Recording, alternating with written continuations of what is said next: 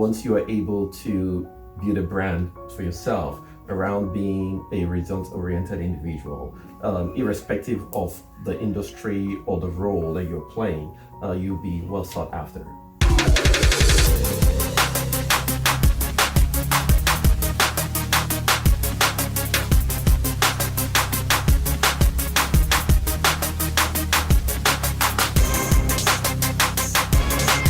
Hi everyone, we are here today with Ambrose Usih, who is currently a Senior Operations Manager at the Data Center Intel Corporation, Hillsboro, Oregon.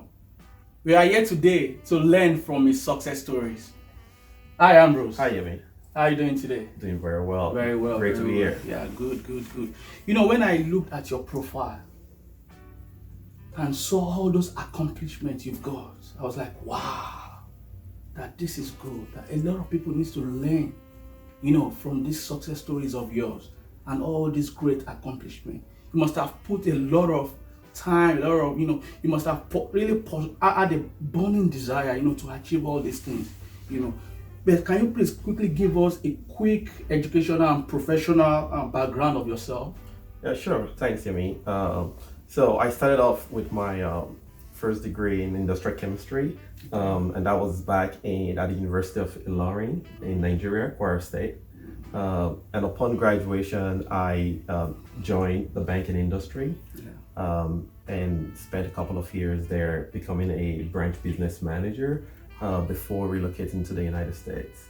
Upon transitioning to the US, I joined the wireless industry, specifically as a sales manager.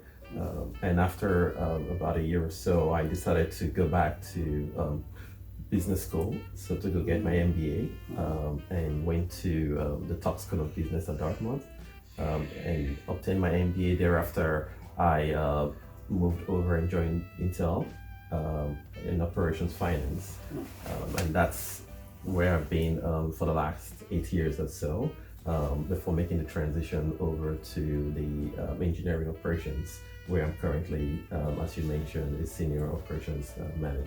Wow, that's great. So that's an Ivy League school right there. That's correct. So you obtained your MBA from Dartmouth College. Can you speak to your experience there and how this has helped to shape your career till date? So my experience at the top school of business has been one of the highlights of my educational experience. It was a great experience from the aspect of building a community and network of very talented and smart individuals, which has been a lifelong connection and a lifelong network that I have sustained over time.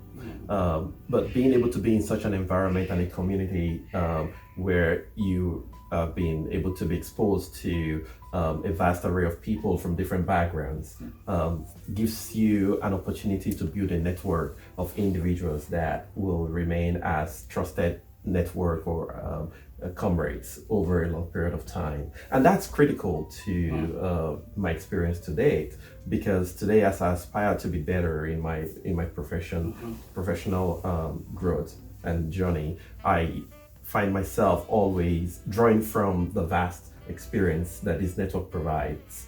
But even more than that, the opportunity to immerse oneself with a faculty that is provided by such an institution is valuable, because those are experiences that you can always draw on even as you progress in life. So I would say that my experience at the top school of business it's been one of the major highlights of my educational experiences till date. That's good.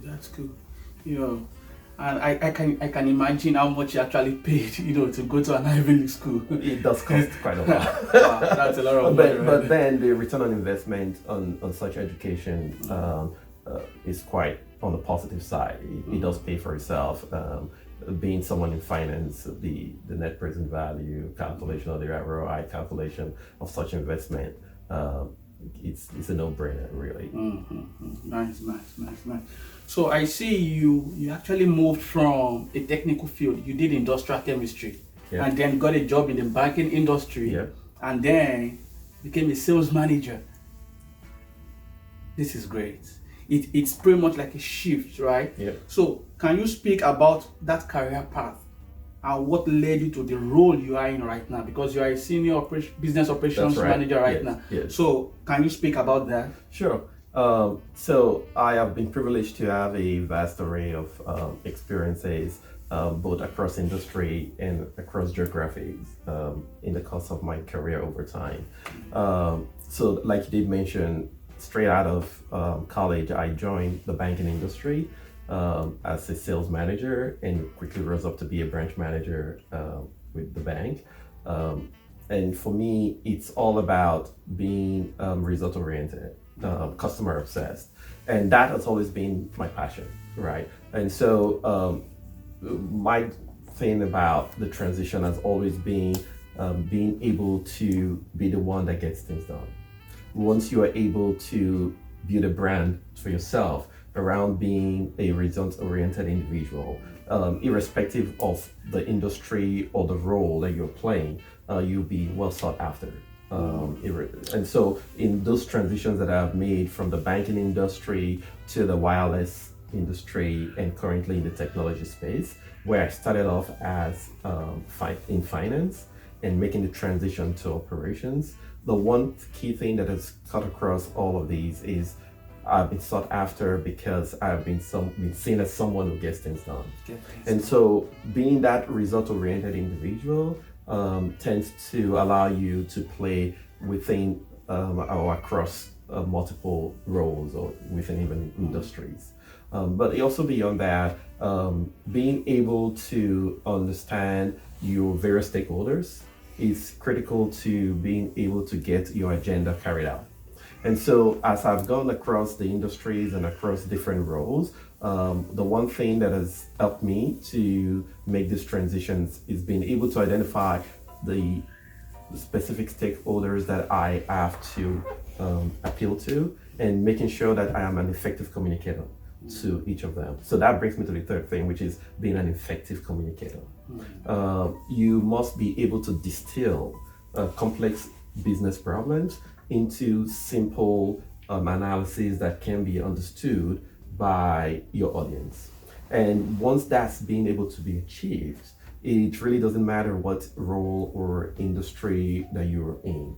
It's cuts across to those simple basic things of number one being a result-oriented individual, which is being able to get things done. The second is being able to be an effective stakeholder manager, being able to identify your stakeholders and making sure that you are able to manage those stakeholders, because you will find different stakeholders having different agendas or different goals or objectives. And so being able to manage each of these stakeholders effectively will be key. And then the last part, which is really tied to the second piece, is being an effective communicator.